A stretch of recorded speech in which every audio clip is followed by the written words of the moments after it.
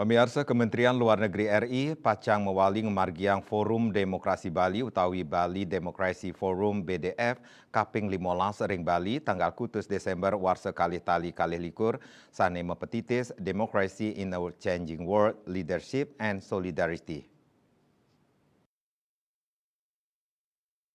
Juru bicara Kemlu Teuku Faisyah Wedar ring konferensi pers Jakarta, kaketus saking kantor berita antara Mausang, BDF, wantah pinaka silih tunggil, program unggulan diplomasi Indonesia ring sajroning nyokong demokrasi, mangde sayan sidang limbak. Parikrama inucap, anut adung antuk nyobiang sarin-sarin pemargi negara-negara demokrasi.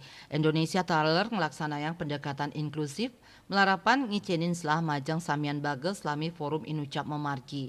Manut dane, kantos mangkin sampun wenten 57 negara pamilet, miwah pitung dasa negara pengamat turmaning organisasi internasional sanes sampun mendaftar nyarengin BDF ring warsa kali-tali kalih likur.